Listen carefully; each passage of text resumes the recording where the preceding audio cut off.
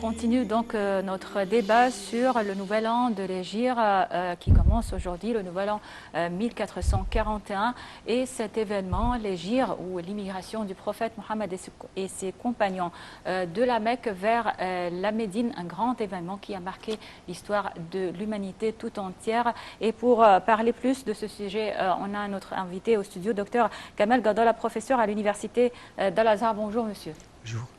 Donc, on va commencer par une question qui concerne donc un hadith du prophète Mohammed, paix et bénédiction sur lui, qui parle du jeûne du mois de Muharram. Dans ce hadith, il dit que le meilleur jeûne après celui du mois de Ramadan, c'est le jeûne du mois de Muharram. Pourquoi donc le mois de Muharram précisément?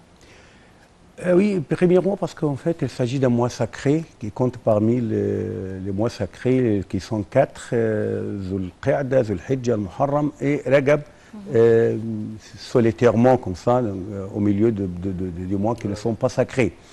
Et deuxièmement parce qu'en fait, après avoir passé le premier jour de pèlerinage, soit par exemple en acte de pèlerinage, soit par exemple en jeûne facultatif, si on ne fait pas le pèlerinage, après avoir fait le sacrifice, il y a une sorte de, si vous voulez, de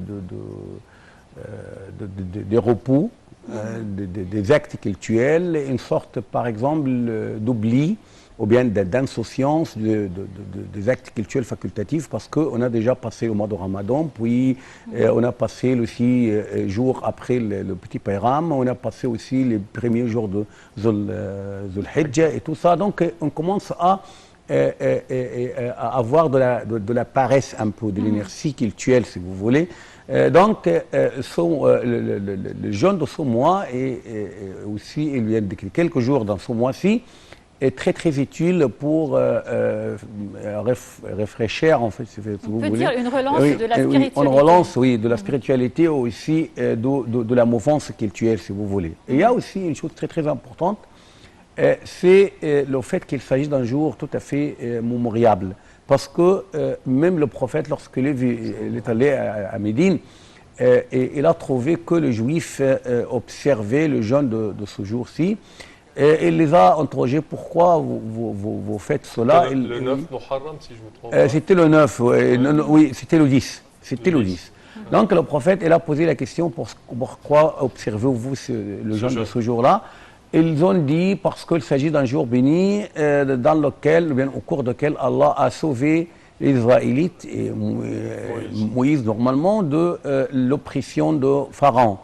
Donc Moussa, on a observé le jeûne et il a aussi ordonné de le faire.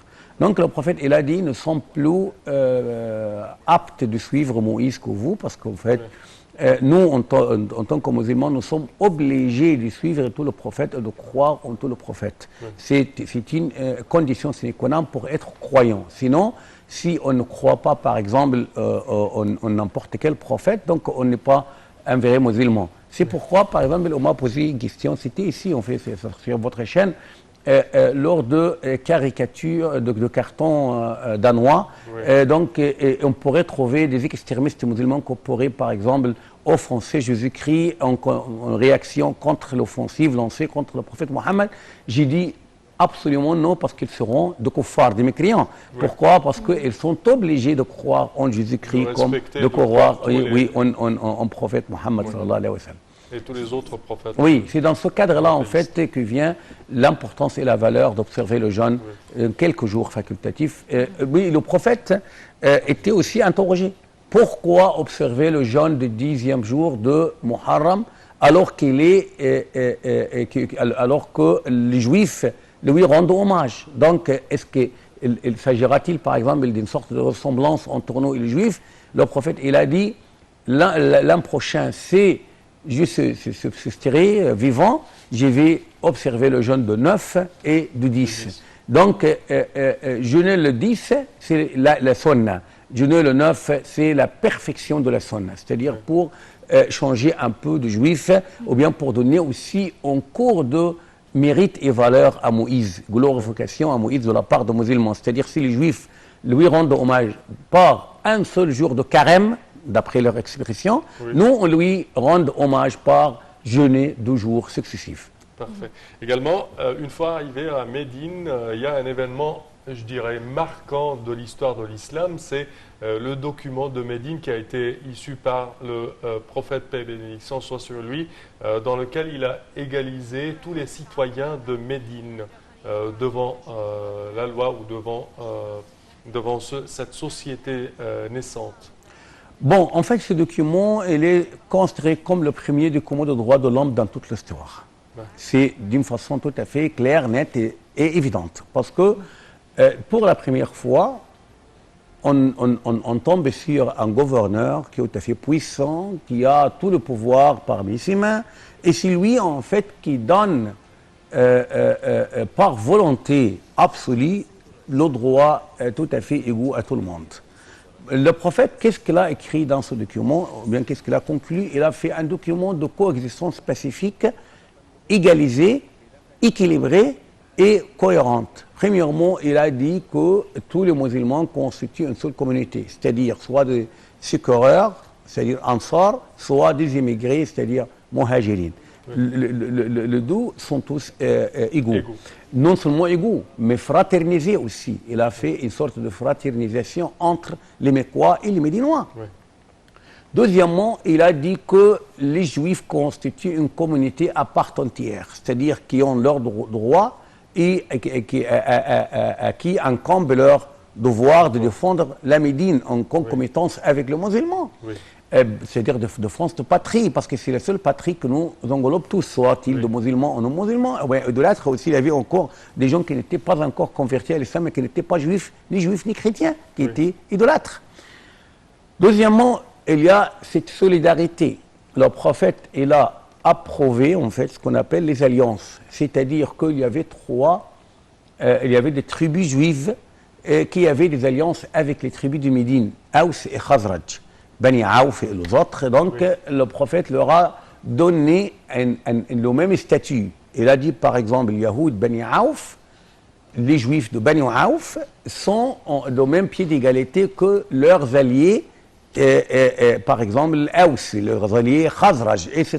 C'est-à-dire qu'il a aussi approuvé et ancré le principe de la justice. C'est-à-dire que quiconque viole ce pacte sera sévèrement puni, soit-il par exemple musulman, juif, etc.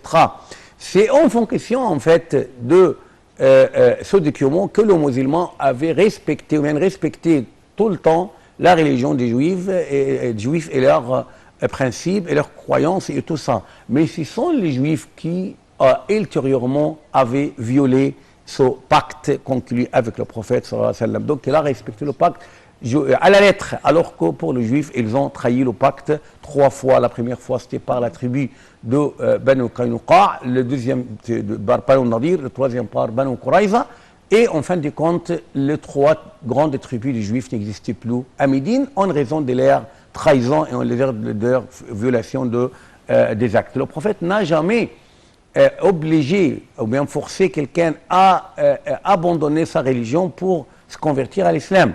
Il n'a jamais, mais même le Coran, je vous raconte une petite histoire à cette occasion.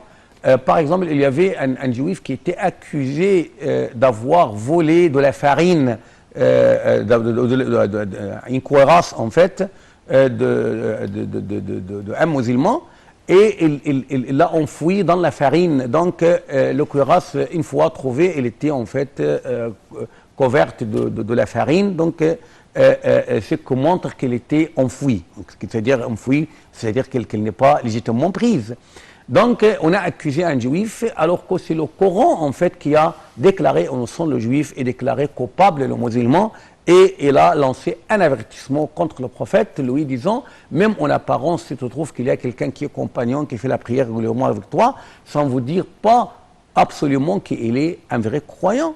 Et étant juif, ça ne veut dire pas du tout qu'il est coupable. Il pourrait être une personne tout à fait correcte et il lui a rendu hommage, il lui a rendu une sorte d'habilité, ce qui a poussé le juif et aussi d'autres juifs à se convertir à l'islam. Donc c'est en fonction de ce document qui a approuvé le droit, le devoir et aussi le statut, hein, c'est très très important. Le statut, c'est plus important pour moi, en fait, en tant que quelqu'un qui connaît un peu le droit, c'est plus appréciable que le droit, le devoir, le statut. Est-ce que je suis citoyen ou non? Et je suis, par exemple, minoritaire ou non? Donc, c'est pour la première fois que le prophète a utilisé, ou bien employé le terme d'habitants de Médine. C'est-à-dire tous les habitants, tout ce qui se trouve à Médine, sont des habitants de Médine, qui ont le même statut en tant que citoyens dans un État tout à fait polyconfessionnel, si vous voulez, et même s'il est en quelque sorte polyethnique, parce qu'il y avait des Abyssiniens, par exemple, il y avait aussi, par exemple, des Romains ou tout. Donc, pour la première fois, c'est pour la première fois qu'on tombe sur quelqu'un qui, avant de fonder ou de créer l'État, il établit la Constitution.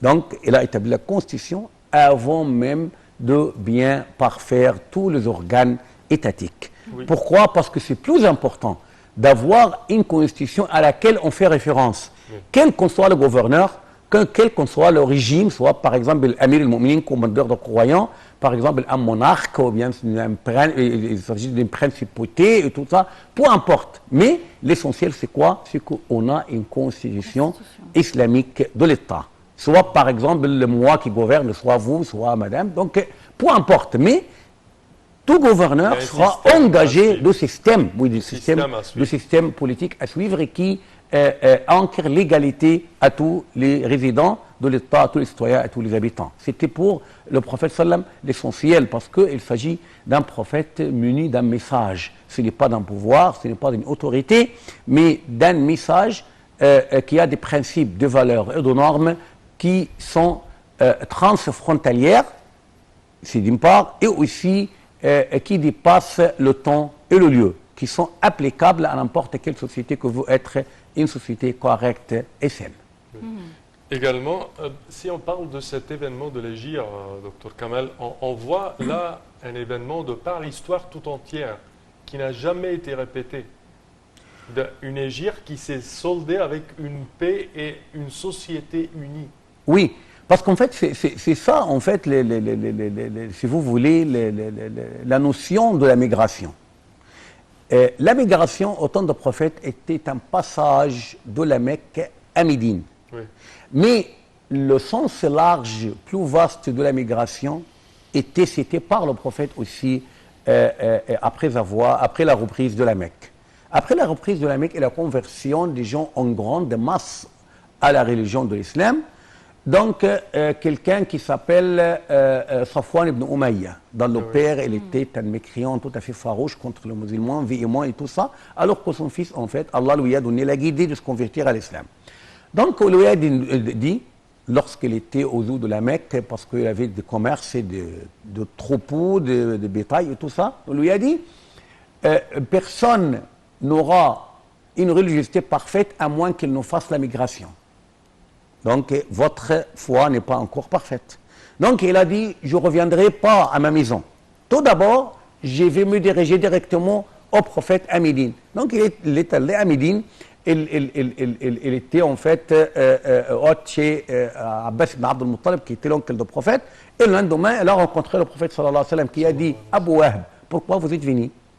Il a dit, parce qu'on m'a dit qu'il n'y a pas de religion parfaite à moins qu'on fasse la migration. Le prophète lui a dit, reviens à la Mecque, ou de la Mecque, et aussi, donc, faites votre travail, mais engagez-vous de votre religion, car après la reprise de la Mecque, point de migration, mais il s'agit de la bonne intention et du djihad, c'est-à-dire de faire la migration de l'ignorance vers la science, de, par exemple, l'injustice vers la justice, des turpitudes et mauvaises moralités aux bonnes moralités et à la chasteté, c'est-à-dire de tout ce qui est mal vers tout ce qui est bien.